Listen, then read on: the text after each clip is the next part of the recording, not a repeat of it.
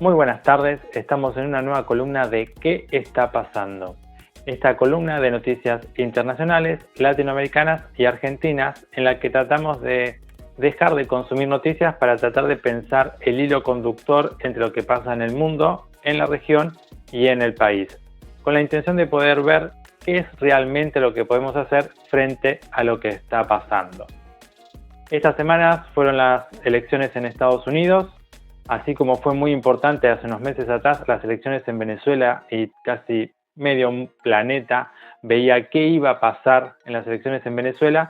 Ahora la mirada estaba puesta en Estados Unidos, tratando de ver qué iba a pasar entre Donald Trump y Kamala Harris. Acá desde la columna veíamos que Kamala Harris tenía unas posibilidades de ganar. No sabemos con fidelidad qué fue lo que pasó. Quizás le faltó un poco de espíritu a Kamala Harris. No es que quisiéramos que gane Kamala Harris, pero era una situación interesante la de si una mujer ganaba en Estados Unidos, pero no. Volvió a ganar lo conservador en Estados Unidos, ganó Donald Trump y por muchísima más diferencia que planteaban las encuestas. Esto también es interesante de pensar porque las encuestas acá en Argentina también fallaron.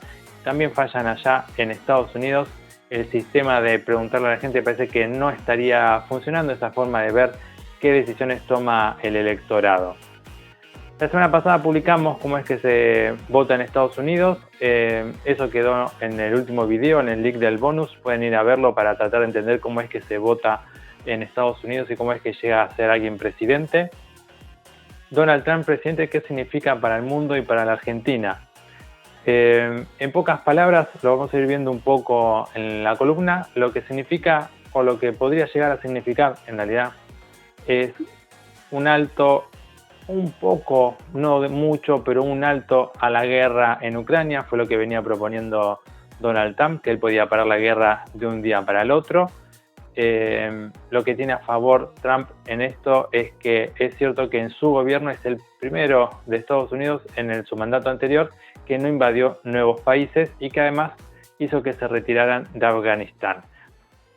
¿Qué pasó cuando se retiraron de Afganistán? Que eran desde el 2001 más o menos, cuando empieza todo el atentado de las Torres Gemelas. Estados Unidos se introduce en el país y fue llevando un gobierno como liberal y demócrata, pero impulsado por Estados Unidos. Cuando se retiraron de Afganistán, el gobierno talibán volvió al día siguiente como si nada hubiese pasado. ¿Qué significa esto? Donald Trump ve que la guerra es un gasto. No es que no quiera ganar guerras y más, o que sea pacifista o un pacificador, sino que ve en las guerras un gasto innecesario para la economía norteamericana. Lo que hizo antes fue cerrarse un poco en la industria local, es lo que viene diciendo que intenta hacer en su nuevo mandato, muy contrario a lo que vendría a ser lo que hacía los demócratas de estar negociando con empresas para seguir adelante con su poder hegemónico. Lo que piensa hacer Donald Trump es volver como unos casilleros hacia atrás, volver a hacerse fuertes como nación. Esto le traería un problema a Europa. Ya Donald Trump lo venía diciendo en la campaña, nada de comprarle vinos a Francia, lo habíamos publicado también en otra columna, con esta intención de hacer fuerte el vino que llegue a producirse en Estados Unidos o los bienes en realidad que se produzcan en Estados Unidos. Lo mismo va a ser para Argentina. Cuando Donald Trump fue presidente, y Macri estaba acá en Argentina, y no es que a nosotros no fue mejor, lo mismo hay una tendencia a que vuelva a pasar ahora. El presidente Milei festejó que gane Donald Trump porque él se siente identificado con Donald Trump, pero Donald Trump no le interesa Milei, por lo menos. No sabemos si la Argentina.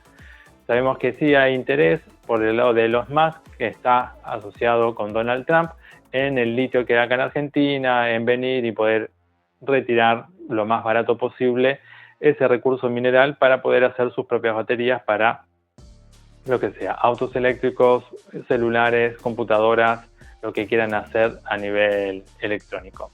Así que va a ser un momento de reafirmación de Estados Unidos en el que en este momento global de lo que pasa entre Israel y Palestina en Medio Oriente, Israel en realidad con Siria, con Irán, con Yemen, todo lo que está pasando en esa zona, más lo de Rusia y Ucrania, va a empezar a modificarse porque Donald Trump no venía con las mismas ideas que los demócratas y esto genera una nueva tensión entre China, que sí era el foco que Donald Trump tenía en su campaña y tiene. El foco de atención para Donald Trump es China y que China no crezca o ser más competitivos que China. Así que va a ser un momento de entre reafirmación de cosas que ya pasaron y un cambio pequeño quizás en este sentido de que no se va a seguir como venían con los demócratas, no se va a seguir financiando quizás tan fuertemente la guerra en Ucrania y ojo a lo que va a pasar en Europa porque en este de retrotraerse de Estados Unidos puede pegarle un coletazo importante a Inglaterra, Francia, Alemania y a los países de la Unión Europea. Yendo a las noticias latinoamericanas, traje una noticia que no es random, es importante, es sobre Bolivia, sobre una crisis que viene sucediendo en el país hace tiempo. Podríamos decir que ya desde el intento en el 2019 de esa nueva dictadura o esa cosa rara que vivió Bolivia desde que se fue Evo Morales del poder, no del poder quizás político, pero sí del poder estatal. Desde ese momento Bolivia viene pasando por una serie de crisis que no terminan y que se están agudizando en este momento y que tienden a proyectarse un tiempo más y que son una noticia relevante en lo que está pasando porque Bolivia es otro país con una gran fuente de litio que es como lo necesario en este momento como recurso para poder avanzar en la tecnología y avanzar en el poder sobre quién tiene esa tecnología. Así que vamos a ir echando un ojo a Bolivia porque estas situaciones de crisis no suelen ser solamente locales, sino que suelen tener intervenciones por fuera del país, que lo que intentan hacer es generar ese malestar, porque a río revuelto, ganancia del pescador, así que vamos a seguir más de cerca lo que va pasando en Bolivia respecto de esta crisis puntual, que no la vemos como algo local, quizás pasajero o ingenuo, sino que hay una intención no solamente propia del país, del crecimiento interno del país, sino que hay otras intenciones externas que van boicoteando un poco la economía. Ya hace unas semanas atrás pasamos una nota de cómo iba fluctuando el dólar en Bolivia y cómo eso había alterado toda la cadena de producción. Así que se le viene atacando a Bolivia por distintos lados y es para tener en cuenta porque es un país de la región con el cual deberíamos asociarnos, igual que con Chile, con Perú, con Paraguay, con Brasil, con Uruguay, que deberíamos volver a ese fuerte Mercosur, pensar más en lo regional y desde lo regional pensar en el resto del mundo, ya que es un mundo que empieza a polarizarse. Sería un buen momento para que Argentina se asocie con el resto de los países de Latinoamérica para hacer su propio polo y que este mundo multipolar nos tenga a nosotros también como un polo de fuerza y no un lugar más como África al cual venir y saquear y llevarse las cosas. Yendo a las noticias de Argentina, vamos a ver a un economista que ya vimos acá en la columna en otras ocasiones, que cuenta un poco su punto de vista sobre estos cambios que se vienen, que son importantes a tener en cuenta por el discurso que se va generando. También tengo otras noticias que tienen que ver con que los van a poder ver en el bonus, cómo aumentó el patrimonio de Milei, de Caputo y de otros ministros del gobierno, y que a Milei le ofrecieron, Milei se hizo a sí mismo de parte del Ministerio de Cultura porque su interés es real, él quiere cambiar nuestras formas de pensar a la Argentina, pero no es un dictador, es un presidente, entonces hay que tener en cuenta esta línea divisoria entre todo su despilfarro psicológico, todas esas alteraciones que sufre el presidente y cuál es realmente su función como presidente, cuáles son los límites de esa función y volver a repensar una y otra vez quizás qué tipo de Argentina queremos, hacia dónde queremos ir como país. Así que sin mucho más rodeo les dejo las noticias para que las vean, para que las piensen. Fíjense en la caja de descripciones los otros bonus que hay para seguir viendo y pensando en las noticias. Hay una noticia de cómo es de Chile sobre las elecciones. Me pareció bueno traer el punto de vista de Chile sobre cómo es que ve las elecciones en Estados Unidos. Hay otro de la base, de Ina Pinogénea, nunca me sale el apellido de ella, también pensando las elecciones. Muy buena nota para poder ver. Y no mucho más. Nos vemos la próxima. Líderes de todo el mundo felicitaron a Donald Trump por su victoria en Estados Unidos. Uno de los saludos más efusivos lo envió el primer ministro israelí, Benjamin Netanyahu, quien afirmó que Trump alcanzó el mayor regreso de la historia. El presidente ucraniano Volodymyr Zelensky, quien se mostró a gusto en los últimos años con el mandatario demócrata Joe Biden, dijo esperar que la vuelta de Trump a la Casa Blanca propicie una paz justa para Ucrania en su guerra contra Rusia. Por el contrario, el presidente ruso Vladimir Putin, quien tuvo gran cercanía con Trump en su primer gobierno, evitó pronunciarse. El Kremlin indicó que Putin no prevé felicitar a Trump y que juzgará su presidencia según sus actos. Líderes europeos, incluso algunos que tuvieron relaciones complejas con Trump en su primer mandato, expresaron su deseo de trabajar con él en una agenda común. La presidenta de la Comisión Europea, Ursula von der Leyen, dijo esperar trabajar con Trump en una agenda transatlántica fuerte. El secretario general de la OTAN, Mark Rutte, dijo por su parte que el regreso de Trump a la Casa Blanca ayudará a la alianza a mantenerse fuerte. China, que fue blanco de duras críticas de Trump durante su gobierno, dijo esperar una coexistencia pacífica con Washington, según una portavoz del Ministerio de Relaciones Exteriores de Pekín. Donald Trump ha ganado las elecciones. Amigos, en este vídeo vamos a ver cómo las ha ganado, cuáles pueden ser las principales líneas de su segundo mandato y también cuáles son los mayores temores de sus adversarios políticos. ¡Arranquemos! El 45º presidente volverá a la Casa Blanca el próximo 20 de enero. This is a magnificent victory for the American people that will allow us to make America great again. America has given us an unprecedented and powerful mandate. We have taken back control of the Senate. Wow, that's good. It also looks like we'll be keeping control of the House of Representatives. And I think that we just witnessed the greatest political comeback in the history of the United States of America. Atrás queda una campaña en la que hemos visto a Trump a punto de ser asesinado, montando un paripé en un McDonald's o dando una conferencia de prensa subido en el camión de la basura. El personaje te podrá gustar más o te podrá gustar menos, pero hay algo incuestionable. Ha conseguido recuperar el apoyo de los Estados Unidos de América. Y también ha vuelto a hacer historia. Ha hecho que Grover Cleveland ya no sea el único presidente que pierde unas elecciones y al cabo de 4 años vuelve para conquistar la Casa Blanca. Y esta vez, amigos, Trump no solo ha ganado, esta vez ha pulverizado todos los pronósticos. El expresidente ha ganado todos y cada uno de los estados en disputa. Ha sido una paliza. Una de las grandes claves de este inesperado resultado, el voto latino. Sí, ese gigante dormido que aglutina a más del 15% de las personas con derecho a voto se ha despertado. Esta vez los hispanos se han movido, han votado y han abrazado mucho más intensamente el trumpismo. Eso ha sido determinante. Por ejemplo, en el condado de Starr, el condado más hispano de todo el país, Trump ha ganado por la florera de 16 puntos. Y no penséis que es algo habitual. Los republicanos no ganaban en este condado desde hace más de 130 años. Y desde luego es un fenómeno que ha ocurrido a nivel nacional. En este caso, Mike González, al que veíamos hace poco aquí en VisualPolitik y también en Not News, lo clavó. ¿Recordáis lo que nos decía? Pues fijaos. Es que el republicano no tiene que ganar el 70% del voto hispano, no tiene que ganar el 100%. Lo que tienes que hacer mejor que lo que había hecho antes. Y ese nivel está 27%. 27% que es lo que ganó Romney. Si Trump gana lo que se espera, que será tal vez un 42%, un 43%, un 44%. Y eso es exactamente lo que ha ocurrido. Trump ha mejorado muchísimo su intención de voto entre las minorías, pero especialmente entre los hombres latinos. Fijaos, por ejemplo, en lo que nos dicen las encuestas a pie de urna.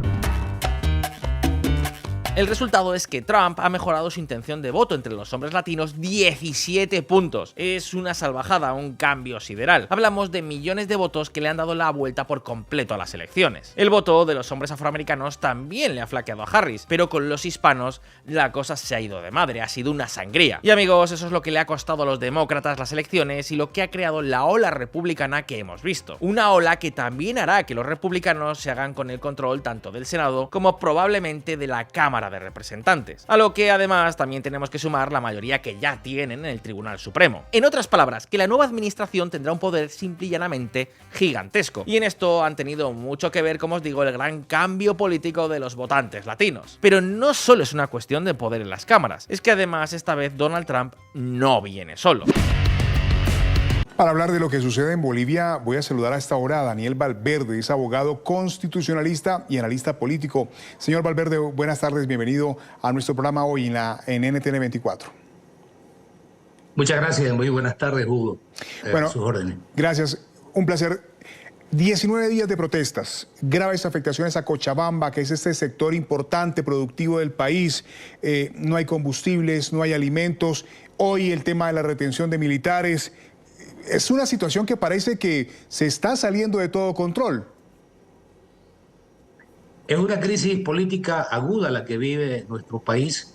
Irónicamente, la han provocado los actores de un mismo partido político que está en función de gobierno, que es el Movimiento al Socialismo. Por un lado, el presidente Luis Arce Catacora, y por otro lado, quien le disputa el poder y la posibilidad de ser candidato para las elecciones del año 2025, el expresidente Evo Morales. Ellos hablan de diálogo, ¿no? Y lo que cabalmente no han podido desarrollar en muchos años en esta organización política es la capacidad de diálogo y de concertación. Es una organización política con actores que tienen posiciones muy verticales, muy autocráticas, y consecuentemente esto ha generado la descomposición del escenario político boliviano, ha afectado las instituciones del Estado, los órganos como el legislativo, el judicial, están totalmente afectados por esta situación, y lo más complicado, la afectación económica para el país. En esta última coyuntura, la que usted mencionaba, de 19 días de paro realmente cruel, esto ha generado un daño económico y que afecta a los sectores productores, a los campesinos, a las amas de casa, porque se han disparado los precios de los productos de la canasta familiar, pero también afecta a quienes se dedican a producir en nuestro país, que no han podido cumplir con sus exportaciones, con llegar con sus productos a distintos lugares. Entonces, esto ha sido lamentablemente una especie de harakiri para nuestro país. Buen día, gracias por asistirnos para interpretar este tema. Buen día. ¿Cómo están? ¿Todo bien? Bien, muy bien. Buen día. ¿Cambia o no cambia? ¿Hay incidencia o no en la Argentina y sobre todo en la economía argentina cuando los ojos del mundo estaban mirando y siguen mirando a Estados Unidos con la elección presidencial? Sí, yo doy por descontado que cambia la dinámica global de la economía probablemente, con lo cual no es exclusividad de la Argentina. En el caso de la Argentina, naturalmente también se ve influenciada por lo que sucede en Estados Unidos. Uno podría imaginar a esta altura absolutamente contrafáctico que si ganaba Kamala Harris, quizás el escenario hubiese sido de cierta continuidad, naturalmente, respecto de la situación actual en materia económica. Ahora, en el caso de la victoria de Trump, los cambios, yo propongo pensarlos al menos en 3 aspectos. A ver. En relación a la Argentina. El primer lugar es la relación comercial. Uno diría, bueno, a ver, ¿nos conviene o no nos conviene la relación comercial con Estados Unidos que haya ganado Trump? Si se lo preguntan a quemarropa a alguna persona, es bastante probable que les diga, sí, nos conviene porque es amigo de Milei, bla, bla, bla. Bueno, yo tengo una hipótesis distinta, que es que Donald Trump en materia comercial, dado que, a diferencia del caso de Milei, por ejemplo, pero en particular él es un personaje que ha sostenido recurrentemente una política proteccionista en materia comercial. Sí, claro. Bueno, suele cerrarse. De hecho, a la Argentina, en el periodo en que Trump fue presidente y Macri fue presidente aquí, a la Argentina no le fue bien en materia comercial. Argentina perdió el mercado del acero, si no me equivoco, el del aluminio también, el de los limones. 3 mercados gigantes para la economía argentina y no se llevó nada a cambio. con lo cual no le fue bien, a pesar de que en ese momento Macri también tenía una estrecha relación con Trump. El segundo es que tiene que ver con el Fondo Monetario Internacional. Ustedes lo saben, y los que nos están viendo también, que la Argentina debe plata al fondo. Sí. No es nuevo, yo lo dije en una entrevista, hace como 6 meses me entrevistó Fontevecchia. Y a Quemarropa también me dijo, ¿vos te parece que el gobierno está esperando que gane Trump? Faltaban 6 meses para las elecciones.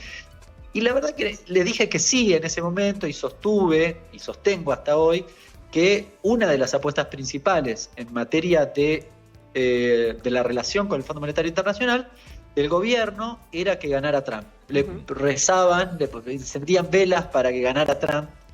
¿Por qué? Y bueno, porque también ahí el antecedente con Macri de presidente y Trump de presidente en los Estados Unidos significó que a instancias del representante norteamericano en el fondo, Claver Carone, que después lo contó abiertamente, no estoy diciendo nada nuevo, sí. Bueno, le dieron a la Argentina por razones políticas, cosa que no debería haber pasado, porque el fondo no puede hacer eso, pero por razones políticas le dieron el acuerdo o el préstamo más grande de la historia del Fondo Monetario Internacional. La tercera cuestión, para cerrar, es qué puede pasar en materia monetaria, que ahí también es importante poner la lupa, porque acá hay una discusión que es, probablemente Trump, y todo indica que va a intentar, no sé, bajar impuestos a las grandes empresas y tal vez hay que ver qué hace, ¿no? Porque su gestión anterior bajó impuestos a las grandes empresas, a la gente de a pie no tanto, con lo cual el efecto sobre la actividad no fue tan significativo. Pero supongamos que efectivamente haya una promoción de la actividad significativa en clave de que Trump quiere eso. Sí. Bueno,